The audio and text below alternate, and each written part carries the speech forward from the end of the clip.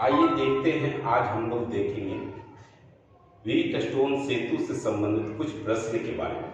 Last class में आपको हम बताए थे व्हीटस्टोन सेतु क्या है, उसके संतुलन की स्थिति क्या है और उससे संबंधित फॉर्मूला क्या होता है, डिराइवेशन देख चुके हैं। आपको हम बताए थे यदि कोई परिपथ संतुलन अवस्था में रहे तो दो लगातार प्रतिरोधों का अनुपात हमेशा एक नियतांक होता है, और यही बताए थे व्हीटस्टोन साहब ने। और व्हीटस्टोन ब्रिज के आधार पर यह फॉर्मूला निकलता है। आज देखते हैं उससे रिलेटेड कुछ क्वेश्चन। आप देखिए, आपके स्क्रीन पे क्वेश्चन लिखा रहा होगा, कह रहा है निम्नलिखित ब्रिज संतुलन की अवस्था में है तो अज्ञात प्रतिरोध को ज्ञात करें। क्वेश्चन कह रहा है निम्नलिखित ब्रिज यदि संतुलन अवस्था में है तो अज्ञात प्रतिरोध को ज्ञात करें। एक एक करके क्वेश्चन बनाते हैं। सबसे पहला क्वेश्चन है, ऐसा लेते हैं एग्जाम्पल फर्स्ट। सबसे पहला इस तरीके से लेंगे,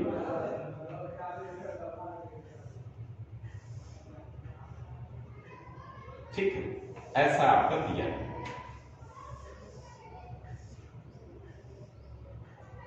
आपका यहां भी एक प्रतिरोध है, यहां भी एक प्रतिरोध है, यहां भी एक प्रतिरोध है और यहां भी एक प्रतिरोध है। मान लेते दिया है इसका मान 5 वोल्ट, बड़ा डंडा प्लस में, छोटा डंडा माइनस में। ये दिया है 4 ओम, ये दिया है 12 ओम, ये दिया है 3 ओम और इसका मान नहीं जानते, आप दिया। इसका पहला विकर्ण पर एक गैल्वेनोमीटर लगा के और इस गैल्वेनोमीटर का आंतरिक प्रतिरोध 0 होगा। जब इसका आंतरिक प्रतिरोध 0 होगा तभी यह संतुलन अवस्था में माना जाएगा। और जब संतुलन अवस्था में है तो कहेंगे दो लगातार प्रतिरोधों का अनुपात हमेशा नियतांक होता है, ठीक, हमेशा बराबर भी होगा। यही है व्हीटस्टोन सेतु, आपका दिया हुआ प्रश्न। तो सबसे पहले कैसे बनाएंगे, तो इसका सॉल्यूशन के लिए क्या करते हैं, सॉल्व करते हैं। सबसे पहला प्रतिरोध को कुछ मान लिए R1, सेकेंड को मान लेते R2, थर्ड को मान लिए R3 और ये मान लिए R4। किसी भी क्रम में आप जा सकते हैं, कोई फर्क नहीं पड़ेगा। अब कहता है दो क्रमागत प्रतिरोधों का अनुपात बराबर होता है, यानी R1 और R2 का अनुपात ले सकते हैं या R1 के सामने R4 का अनुपात ले सकते हैं। दोनों में से किसी के भी ले सकते हैं, कोई फर्क नहीं पड़ेगा। तो दो क्रमागत, R1 की क्रमागत R2 या R1 की क्रमागत R4 भी ले सकते हैं। तो यहां से लिखेंगे व्हीटस्टोन सेतु, व्हीटस्टोन सेतु के संतुलन अवस्था में,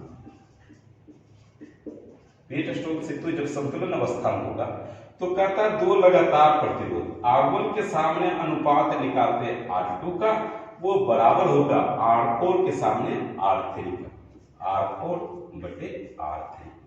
अब सबका मान रखते हैं।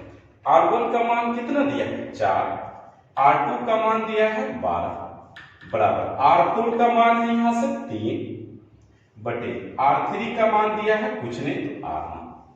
अब यहां से कुछ कैंसिल होगा, 3 बार क्रॉस सेक्शन करेंगे, 4 को एक बार में 1 गुना R बराबर R और यहां से क्रॉस सेक्शन दे दिया 9 ओम हो जाए, ठीक है, ये ध्यान। लेकिन प्रश्न में देना चाहिए कि व्हीटस्टोन संतुलन अवस्था में, ये निम्नलिखित जो ब्रिज है वो संतुलन में रहेगा तब। अगर संतुलन में नहीं रहेगा तो ये फॉर्मूला नहीं लगाएगा, ये ध्यान रखना। अब आप लोगों का एक क्वेश्चन बन सकता है, सर यहाँ पर सेल है, सेल का कुछ विद्युत वाहक बल दिया हुआ है 5 वोल्ट, इसका यूज नहीं किया, तो इसके संबंधित कुछ पूछ ही नहीं रहा है, केवल पूछ रहा है अज्ञात प्रतिरोध को निकालना। तो अज्ञात में क्या है, R है, यानी R3 है, R3 का मान निकालना, इसके अलावा कुछ भी दिमाग नहीं लगा, ठीक है। आगे बढ़ते, इसी से रिलेटेड कुछ थोड़ा सा अलग डिफरेंस देखते हैं। पहले एक सिमिलरिटी देखते हैं, आप लोग बनाएंगे। ऐसा परिपथ दिया, मान लेते हैं एक सेल है और इसका भी आंतरिक प्रतिरोध दिया, ठीक है।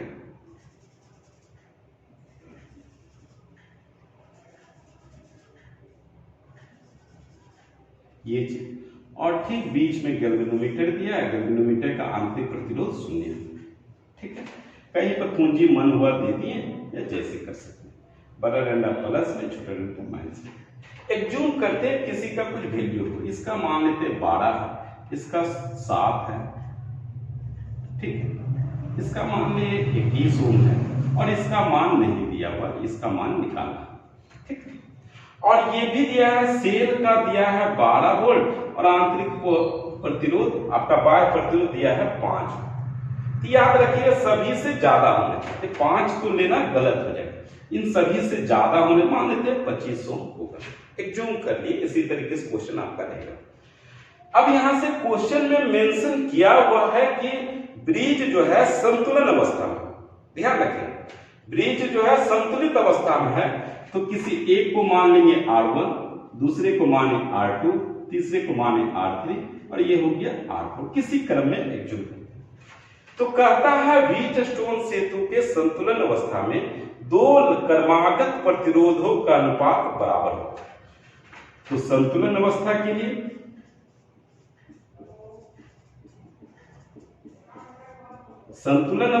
लिए आपका क्या देख रहे हैं, दो क्रमागत प्रतिरोधों का अनुपात, यानी R1 ले रहे हैं तो R1 के रिस्पेक्ट में या तो R2 लीजिए या तो R4 लीजिए, कोई चेंजिंग नहीं। जैसे यहाँ पर R1 के रिस्पेक्ट में R2 लिए, हो सकता है हम R2 ना लेकर R4 भी ले सकते, क्योंकि इसके क्रमागत R2 भी है और R1 की क्रमागत R4 भी है, किसी का भी ले सकते, कोई फर्क नहीं। इस बार क्या करते हैं R1 अपॉन R4। ऐसा नहीं करना है कि सर पहले में लिए R1 के सामने R2, इस बार R1 के सामने R2, किसी भी तरीके से बनाएंगे आंसर में कोई चेंजिंग नहीं आएगी, ठीक है। बराबर यहां से क्या हो जाएगा R2 अपॉन R3। अब वैल्यू पुट करते हैं, R1 का वैल्यू दिया है 12, R4 का वैल्यू 21 बराबर R2 का वैल्यू नहीं दिया, कितना मान है R दिया, बटे R3 का मान कितना है 7।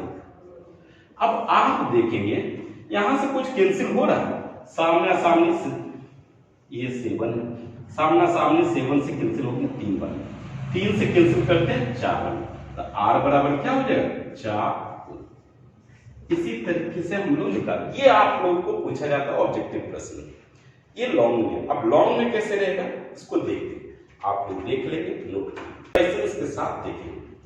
आपका क्वेश्चन दिया हुआ है, बोर्ड पे दिख रहा होगा आपके स्क्रीन पर कि निम्नलिखित ब्रिज यदि संतुलन में है तो इसका समतुल्य प्रतिरोध ज्ञात करें, इसका अज्ञात प्रतिरोध ज्ञात करें और साथ ही साथ क्या है प्रत्येक प्रतिरोध से प्रवाहित होने वाली धारा ज्ञात करें। 3 प्रश्न इसमें दिया हुआ है, आपको दिख रहा होगा। क्या कह रहा है, यदि ब्रिज संतुलन अवस्था में है तो इसका समतुल्य प्रतिरोध ज्ञात करें, दूसरा कह रहा है अज्ञात प्रतिरोध ज्ञात करें और तीसरा कह रहा है प्रत्येक प्रतिरोध से प्रवाहित होने वाली धारा ज्ञात करें। तीनों चीज पूछ रहा है। आइए देखते हैं फिगर कैसा है, इसका क्वेश्चन देख लेते हैं।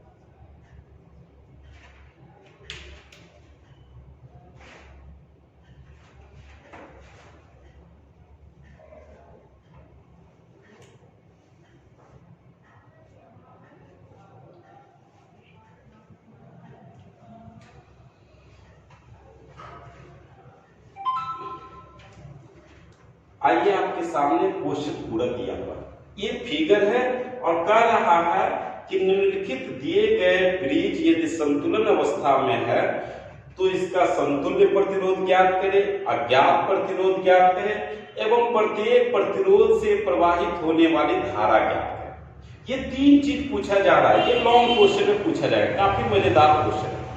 देखते हैं क्या करें। ठीक है, सबसे पहले क्या करते हैं, इसको बनाने के लिए सबसे पहला काम क्या करें, सबका नंबरिंग दे देंगे। ए दे दिए, बी दे दिए, सी दिए और डी दे दिए। ठीक है, इस तरीके से ए बी सी डी करके करें।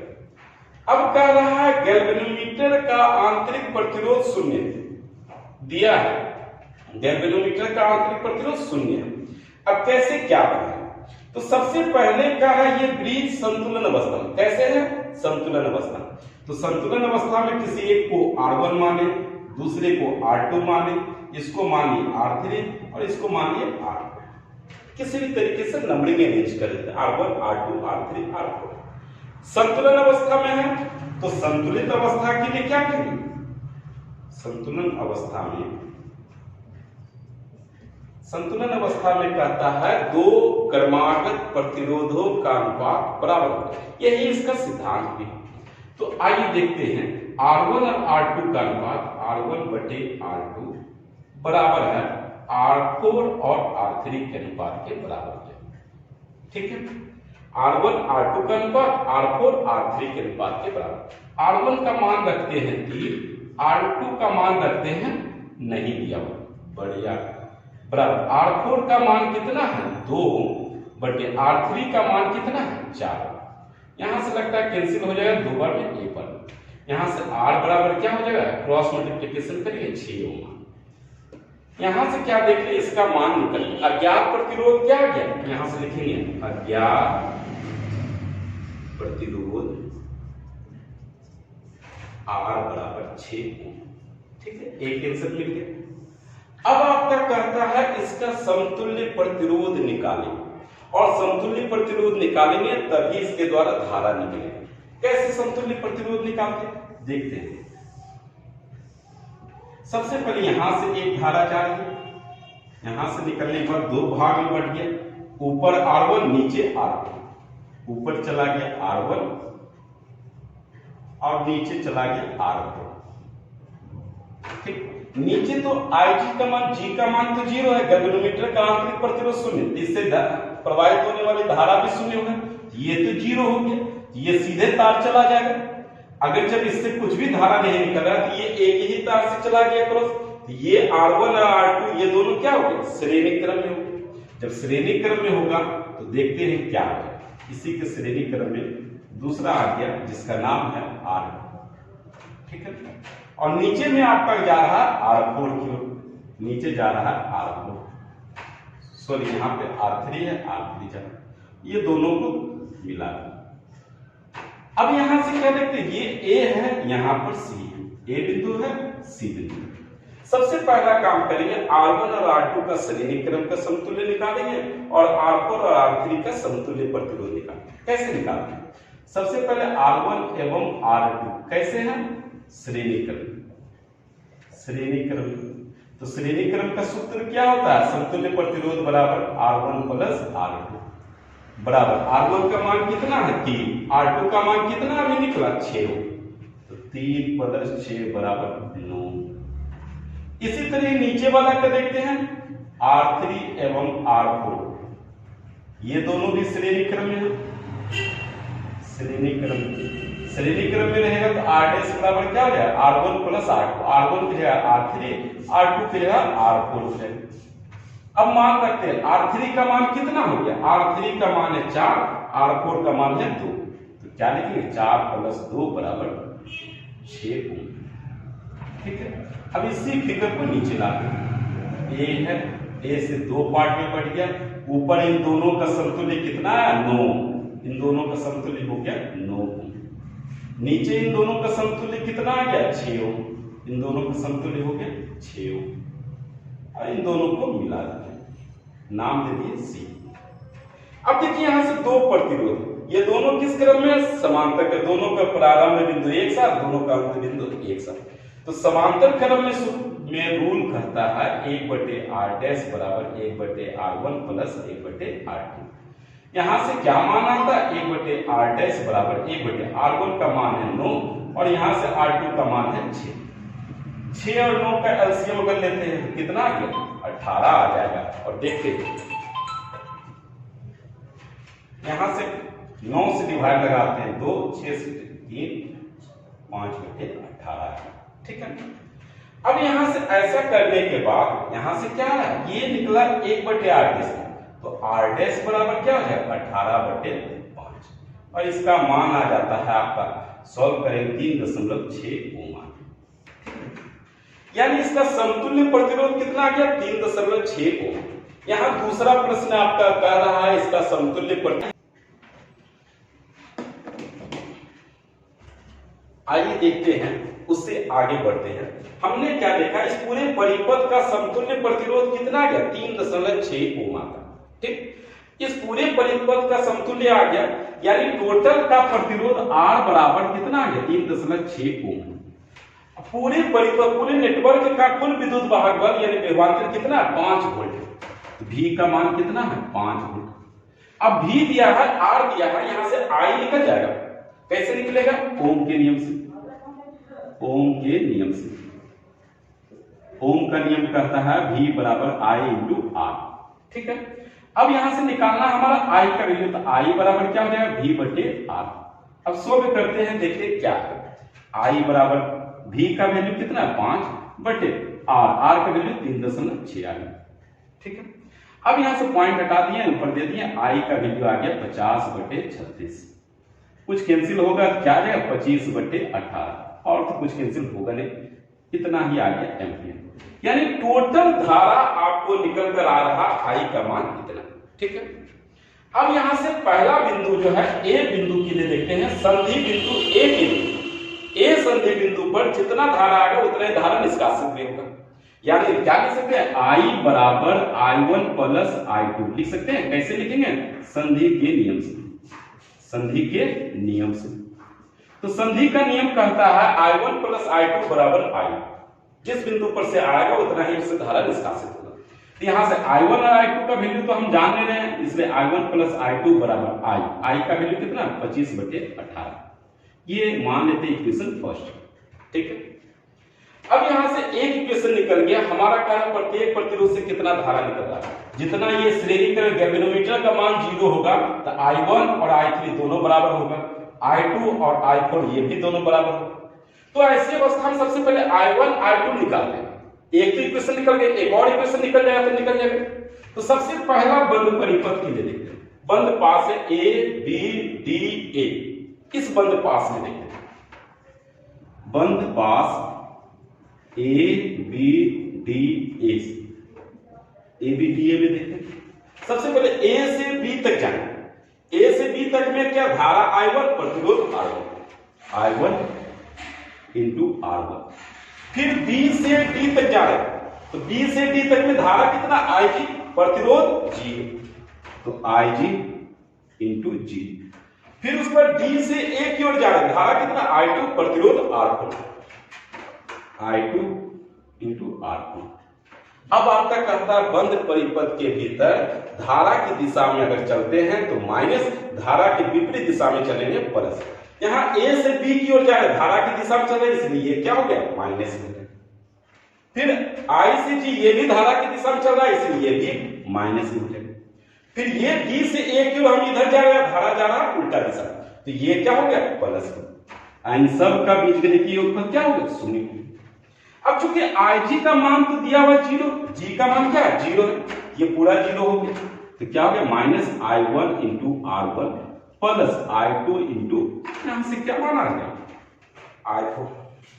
I2 इंटू R4, ये R4। ठीक है, बराबर 0। अब इधर क्या देखते हैं? इसको सीधा पहले करते हैं। I2 into R4 minus I1 into R1 बराबर 0 लिख सकते हैं, लिख दी। अब सबका मान रखते हैं, सबका मान लिखते हैं, देखते हैं क्या I2 है, I2 इंटू R4 का मान कितना है? 2 ओम, 2 ओम लिख दी।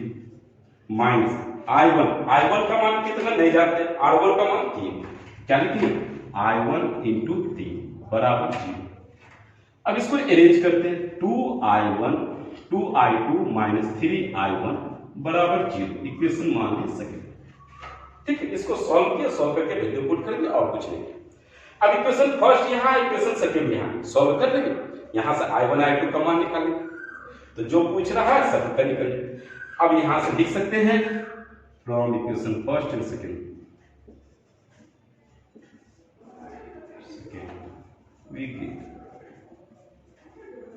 क्या हम लोग देख रहे हैं। अब इक्वेशन फर्स्ट को लाते हैं, I1 प्लस I2 बराबर 25/18 और यहां से क्या आ गया 2I2 माइनस 3I1 बराबर 0। इसको सॉल्व कर देंगे, क्लियर।